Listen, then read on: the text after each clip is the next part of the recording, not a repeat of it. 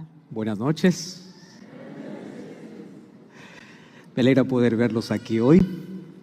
Estamos acompañando diferentes lugares y también estudiando la Biblia de una manera especial. Felicitaciones por haber elegido estar aquí, teniendo diversas opciones hoy de poder estar en cualquier otro lugar, mas hoy decidieron estar aquí. Y la razón es muy simple. Antes de que nosotros visitemos la casa donde se adora a Dios, Dios primero visita nuestra casa. Y nosotros estamos aquí ya por un milagro. Y es que Dios ya comenzó a trabajar en nuestro corazón. Vamos a hacer una oración. Oramos. Gracias, Señor, por darnos este privilegio enorme de poder estar aquí en este lugar. Aquí te adoramos, unimos nuestras voces, cantamos, hablamos contigo. Mas en medio del ajetreo de nuestra vida, hacemos pausas para poder oír tu voz. Y en esta tarde hay tantas personas aquí reunidos en este templo para poder expresar gratitud, como también el mayor deseo que hay en nuestro corazón. Gracias porque tú nos buscas, tú siempre vas hasta donde nosotros estamos y tú nos traes para un lugar como este, propiciando un encuentro extraordinario contigo. Gracias por las decisiones que esta noche se tomarán. Gracias por las cientos de personas que nos están acompañando desde una plataforma virtual, desde una red social. Aquellos que están en YouTube, aquellos que están en Facebook, aquellos que escuchan por cualquier medio. Que tu palabra, como siempre, pueda llegar al corazón, pueda tocar las fibras más íntimas de nuestra vida, pueda poder llenarnos de luz, de esperanza, de consuelo, de fortaleza, pero sobre todo, que la salvación hoy pueda ser ofrecida y pueda ser aceptada por todos nosotros. Por eso colocamos nuestra vida a tu disposición. Así como tu palabra hoy está en nuestras manos, queremos que puedas colocarlo en nuestro corazón y pueda traer vida, pueda traer gozo, alegría, pueda llenar nuestro vacío, curar nuestras heridas, responder nuestras inquietudes. Y hoy podamos salir tan felices de haber tenido un encuentro transformador con Cristo Jesús. Que tu Santo Espíritu toque nuestro corazón y podamos oír de manera clara y nítida tu voz. En el nombre de Jesús. Amén. Amén.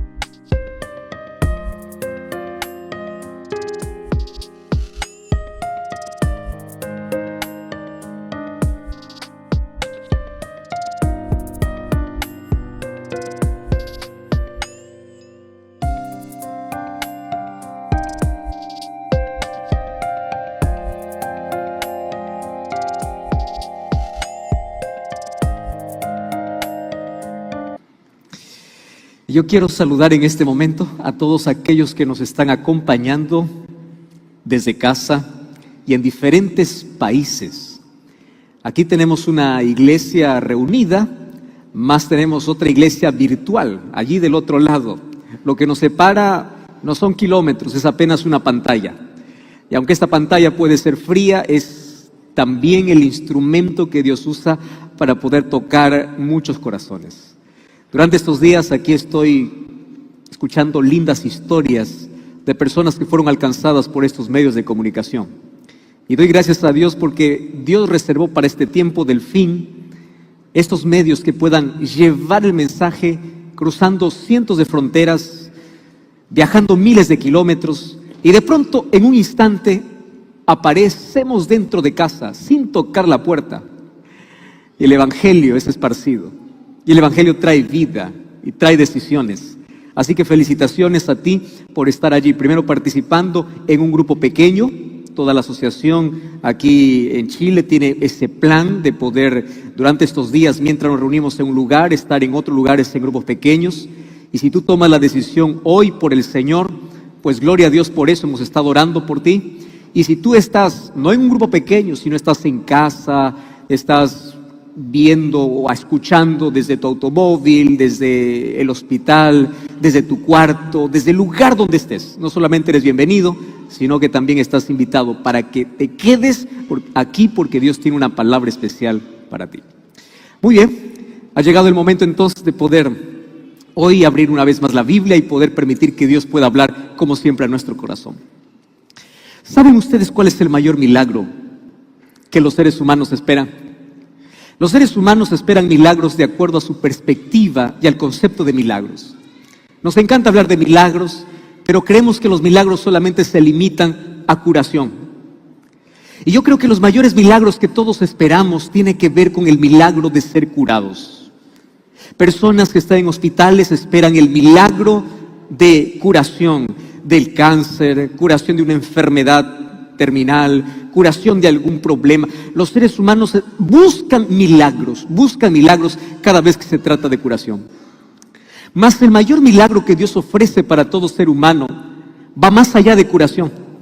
El mayor milagro que Dios hace y ofrece para el ser humano es el milagro de restauración. Y restaurar va más allá de curar. Dios puede curarnos de una enfermedad, puede. Pero Dios no solamente quiere curarnos, Dios quiere restaurarnos. La restauración va más allá de la curación física. La restauración va con la plenitud, con la esperanza, con el sentido. La restauración tiene que ver con el cambio interior. El mayor milagro tiene que ver con el cambio de mente. Hay cirugías para todo. Cirugías para poder quitar ciertos problemas físicos. Incluso hay cirugías para poder ayudar al corazón cuando éste está funcionando mal. Mas no existe una cirugía para cambiar de mente. Esa cirugía es divina y Dios lo puede hacer. Y a mí me encanta ver que en la Biblia a Dios le encanta escribir los mejores guiones. Y cuando hablo de guiones estoy hablando un poquito aquí de comunicación. Ustedes pueden ver, aquellos que ven los diversos programas de televisión o de radio, detrás de cada programa hay un guión, hay una estructura, hay gente trabajando. Porque uno solamente ve la pantalla, pero detrás hay un trabajo arduo. Ese trabajo previo es invisible. Tú apenas puedes ver a quien presenta, tú apenas puedes ver a aquello que está delante de tu vista por medio de una pantalla. Pero detrás hay tantas cosas y esfuerzo y trabajo, inversión y recursos y gente. Ahora quiero que entiendas algo. Cuando Dios escribe guiones, aparentemente Él no aparece en escena de manera tan visible. Apenas aparece en la pantalla la historia de vida transformada. Pero detrás de cada historia hay un milagro. El milagro de restauración. Y detrás de cada milagro hay un guión estructurado por Dios, paso a paso. Desde el momento que tú vienes a la existencia, Dios ya escribió algunas líneas importantes para ti. Lamentablemente, el ser humano siempre intenta huir del plan de Dios, escapar de Dios, viviendo su propia vida. Y aquel guión perfecto que Dios tiene para nuestra vida puede ser desviado, distorsionado. Pero una de las cosas que me encanta ver es que Dios no desiste. Dios quiere cumplir su plan. Dios quiere cumplir su propósito. Dios quiere escribir el guión. Pero a veces nosotros queremos quitar a Dios de ser el protagonista de nuestra historia y le decimos así: Señor, deja de escribir el guión de mi vida y déjame yo escribir mi propio guión. Y cuando nosotros comenzamos a escribir nuestro guión de vida, siempre termina en fracaso, en dolor, en muerte, en destrucción. Pero ahí aparece una vez más Dios y dice: déjame reescribir tu historia. Y saben, hoy quiero analizar con ustedes el guión perfecto, un guión perfecto de una historia que jamás alguien podría imaginar que habría de acontecer. Y hoy quiero que juntos podamos ir para poder entender 6 puntos de un guión de Dios. El guión de una historia, de un milagro, de una vida. Y ese guión puede ser escrito también en tu vida. Vamos a la Biblia, al libro de Hechos, capítulo 9. Hechos, capítulo 9. A la verdad, Hechos 9 da como para hacer una serie especial de unas 2 semanas, analizando versículo por versículo, viendo los detalles de un Dios que prepara siempre encuentros. A mí me gusta ver de que Dios prepara, propicia encuentros transformadores. Cuando quiso cambiar la vida de la samaritana, fue hasta el pozo de Jacob, porque sabía que al mediodía esa mujer vendría. Y cuando quiso cambiar la vida del hombre más imposible, que se convirtió en el enemigo del cristianismo, Dios escribió un guión diferente. Por eso es que a mí me encanta escuchar las historias de conversión, porque ninguna historia se repite. Cada historia es única, cada historia es singular. La manera como Dios nos alcanza es de una manera extraordinaria porque es única, es irrepetible.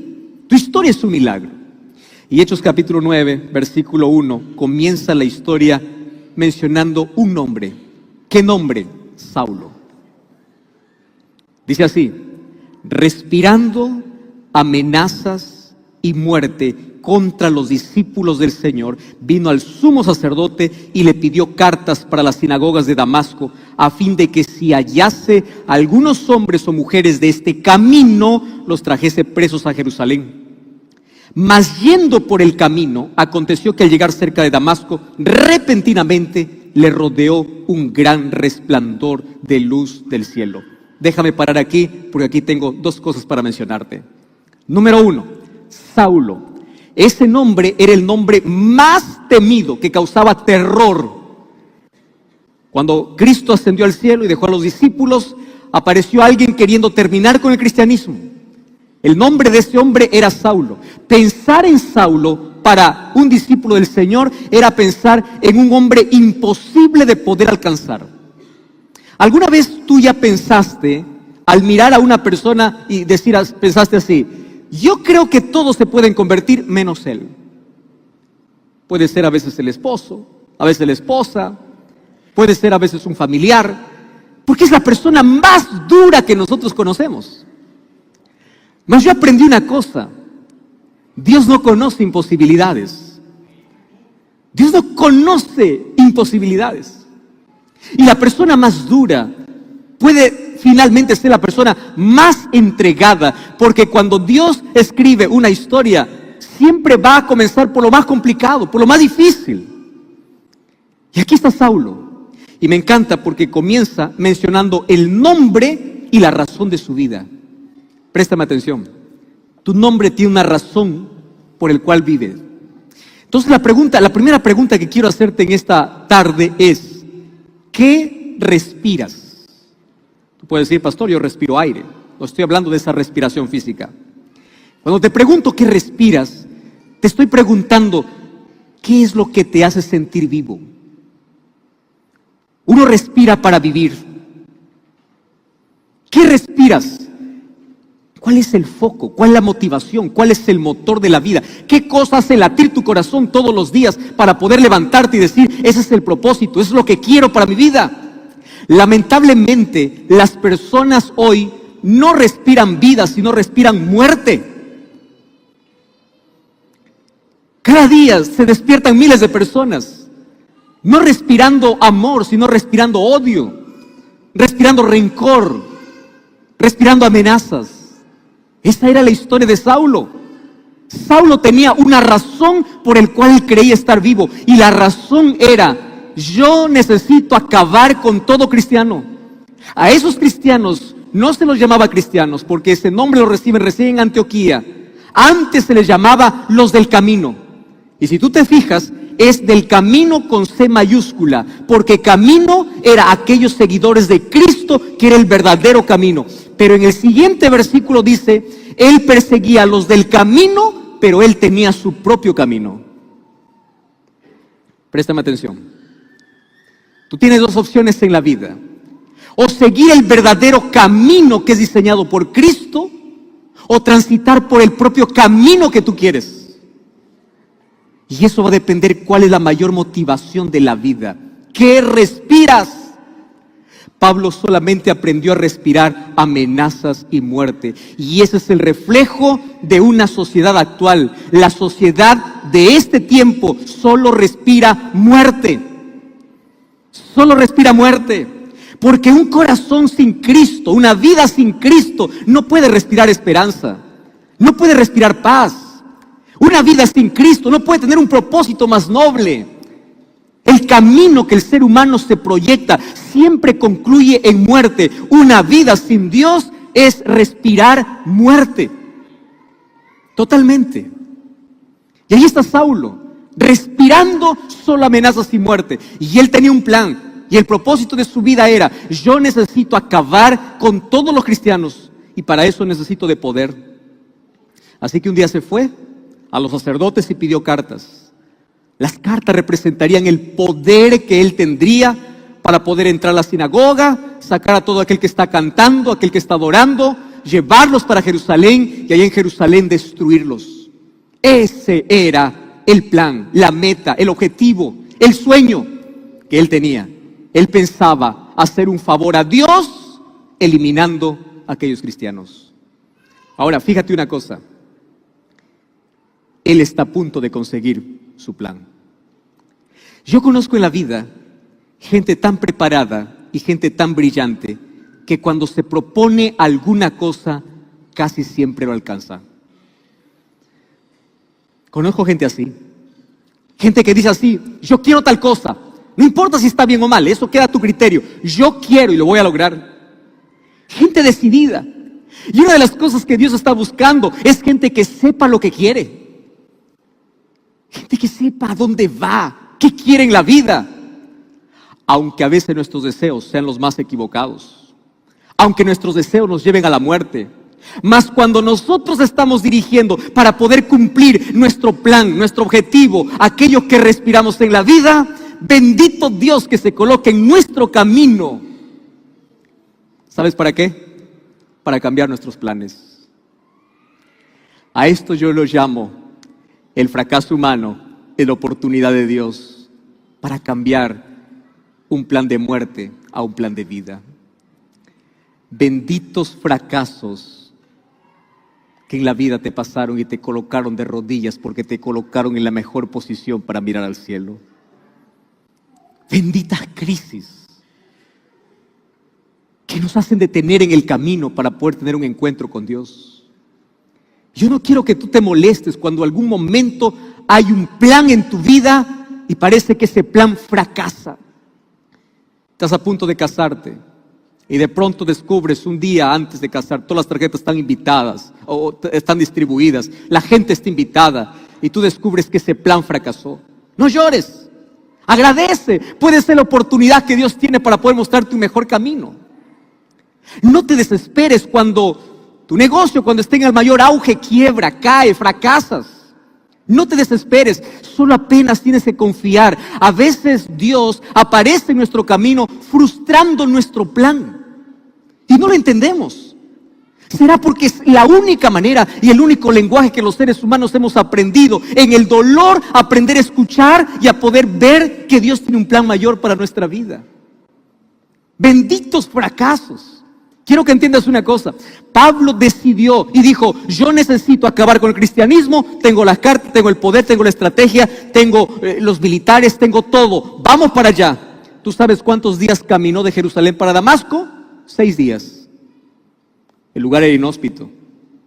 Yo estuve en Israel hace algunos años atrás grabando un proyecto del santuario en un formato DVD.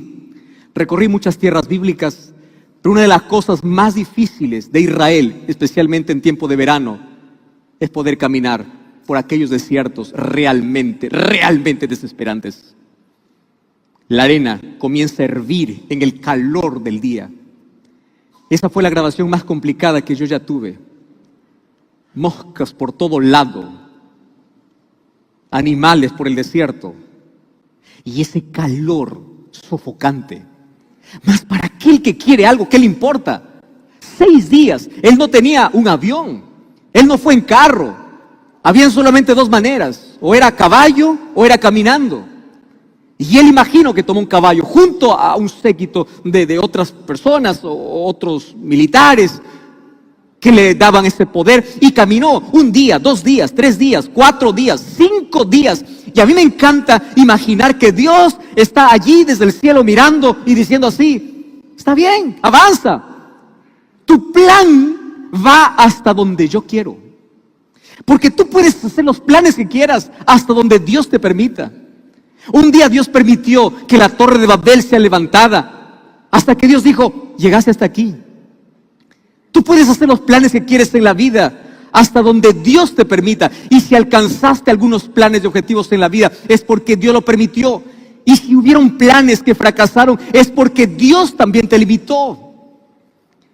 Pero me encanta pensar en cómo los planes de fracaso pueden convertirse en planes de bendición. Su plan fracasó.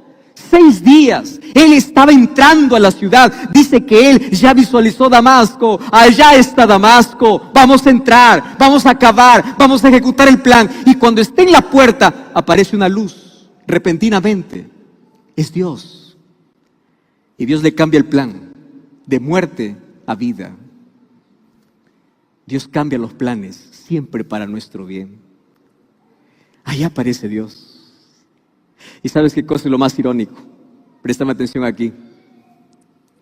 Dios manda a Saulo a la misma ciudad que él iba a destruir para reconstruir su propia vida. ¿Tú sabes a dónde le mandó después que cayó al suelo? Después que escuchó la voz, ¿a dónde le mandó Dios? A Damasco.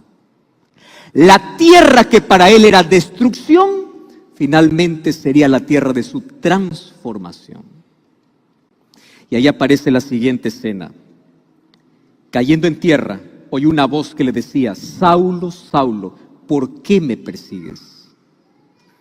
Y él le dice: Señor, ¿quién eres? Y le dijo: yo soy Jesús, a quien tú persigues. Dura cosa te es dar coces contra el aguijón. Y él, temblando y temeroso, dijo: Señor, ¿qué quieres que haga? Y el Señor le dijo: levántate y entra en la ciudad y se te dirá lo que debes hacer. ¿A qué ciudad Dios le manda? A la ciudad que él iba a destruir. Dios le manda para reconstruirlo. Qué lección importantísima que encuentro yo aquí. Cuando Saulo fracasa en su plan, Dios le muestra un plan superior. Y allí, cuando se presenta Saulo, se presenta con una pregunta, porque a Dios le encanta preguntar. El plan de salvación comenzó con una pregunta. Dios le dice a Adán y Eva: ¿dónde estás? Una pregunta. No porque Dios no sabía dónde estaba Adán y Eva, sino porque quería que Adán y Eva sean conscientes que están distantes de él.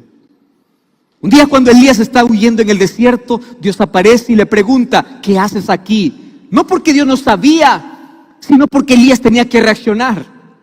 Un día se acerca un paralítico que está 38 años frente a un estanque esperando un milagro y le hace la pregunta: ¿tú quieres ser sano? Las preguntas demandan de una respuesta reflexiva.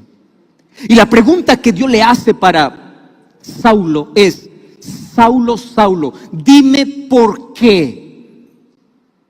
Y Saulo nunca le respondió por qué. Saulo cambia la pregunta. En lugar de darle una respuesta, Saulo hace una nueva pregunta para Dios.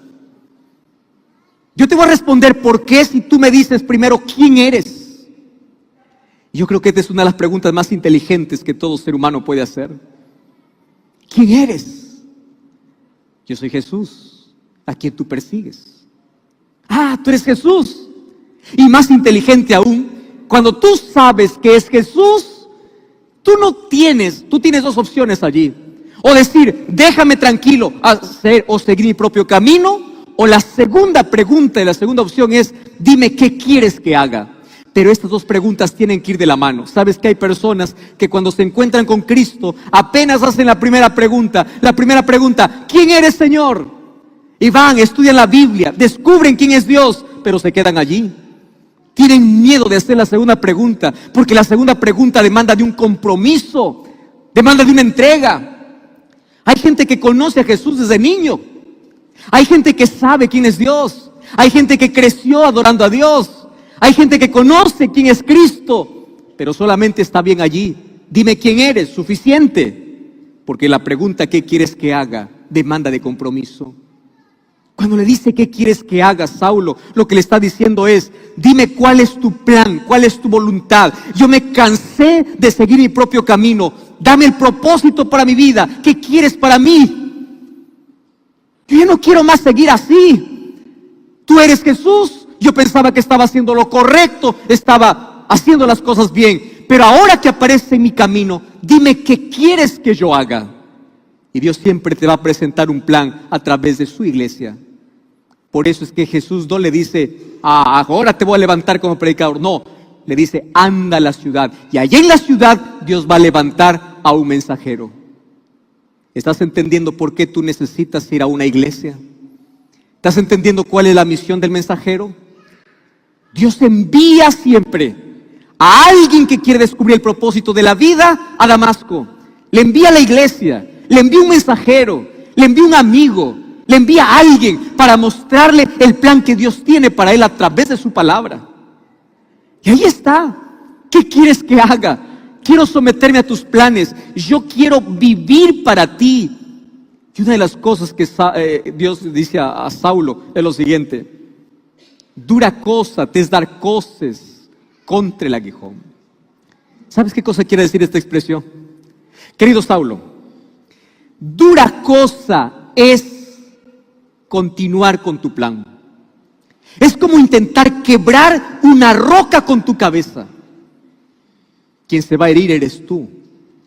Yo sigo siendo Dios, pero tú sin Dios, ¿quién eres? Tú estás intentando seguir tu propio camino y tu propio plan, y eso te lastima. Cada vez que tú te alejas de mí, lo único que estás consiguiendo es herirte. Por eso Job capítulo 9 versículo 4 dice: Él es sabio de corazón y Él es poderoso en fuerzas. ¿Quién se endureció contra Dios y le fue bien? Dura cosa es golpearse contra la roca, intentando rechazar a Cristo, vivir lejos de Dios, porque finalmente tú terminas herido. Es allí donde la pregunta inteligente de Saulo es: entonces, si eso es lo que estoy haciendo en mi vida, dime qué quieres que haga. Yo quiero que entiendas una cosa: tú puedes tener muchos planes bonitos en tu vida, pero el mejor plan siempre será aquel que Dios tiene para ti. Siempre será ese. ¿Y sabes cuál es el mejor plan que tiene para tu vida? Salvación.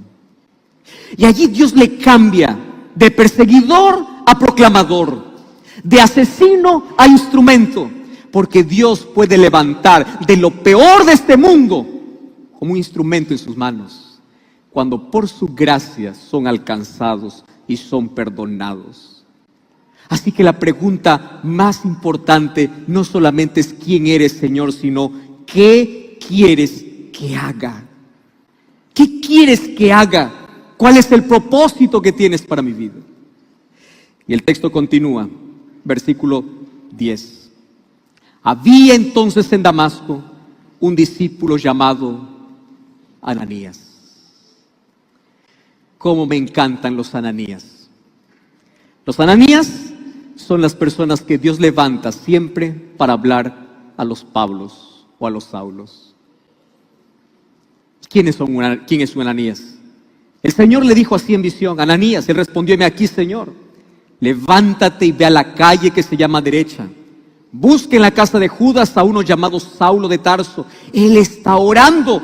Ha visto en visión a un hombre llamado Ananías que entra, le pone las manos encima para que recobre la vista. Y Ananías respondió: Señor, yo ya escuché muchas cosas acerca de este hombre, cuántos males ha hecho allá en Jerusalén, tiene autoridad para poder prender a los que invocan tu nombre. Y el Señor le dijo, anda, porque instrumento escogido me es este para llevar mi nombre en presencia de los gentiles y de reyes y de los hijos de Israel. Préstame atención que acá hay un asunto interesante. Dios va a un siervo suyo, le dice a Ananías, quiero que te levantes y vayas para allá, porque hay alguien esperándote, y ese alguien se llama Saulo. Yo me imagino a Ananías cuando recibió la orden, anda para Saulo, pensar así, yo no sé si esto es real, Dios no me está hablando. O me está entregando para ser muerto, o no sabe quién es Saulo, porque aquí intenta corregir incluso a Dios, le dice, Señor, tú estás hablando del mismo Saulo que yo conozco, de ese mismo que persigue a los cristianos, de ese, sí, a ese yo te mando. ¿Y sabes por qué Dios le estaba enviando al hombre más imposible y más duro para ellos? Porque hay una cosa que todos tenemos que entender. Antes que Dios nos mande a predicar, Dios ya fue adelante con su Santo Espíritu. Antes que podamos compartir la palabra a alguien, el Espíritu Santo ya lo visitó. Cómo me encantan escuchar aquellas historias de conversión. Hace un mes atrás yo recibí un mensaje ahí en Instagram. Una muchacha de 22 años de edad. Pastor, me contaba ella parte de su historia. Fracaso, aborto, decepción. 3 veces le fueron infiel. Llegó un tiempo en la vida, a sus 22 años, que pensó, yo no sirvo para nada. Yo ya no quiero más vivir. Un día entró en un cuadro depresivo. Fue para el psiquiatra le medicó. Los medicamentos no estaban funcionando bien, probablemente ella no seguía todas las indicaciones, hasta que un día ella decidió quitarse la vida. Eran 2 de la mañana. El día siguiente, al día anterior, había comprado veneno para ratas. Ese sobre amarillo lo había colocado justamente allí en la gaveta de la cama donde ella estaba. Y durante 1 o 2 días estuvo allí y no tenía el valor, no tenía el coraje, hasta que un día el dolor era tanto que quería arrancar ese dolor y dijo, yo ya no aguanto más, yo quiero morir. Así que ella planificó su muerte. Un día antes compró una gaseosa de 2 litros. Y ella dijo, para que el dolor sea menor o para poder aliviar mi sufrimiento, yo voy a colocar este veneno en esta gaseosa. Así que no pudo dormir toda la noche. En su cabeza rondaba tantas cosas solamente de fracaso, porque Satanás sabe cuál es tu punto más vulnerable y cómo atacarte peor para destruirte.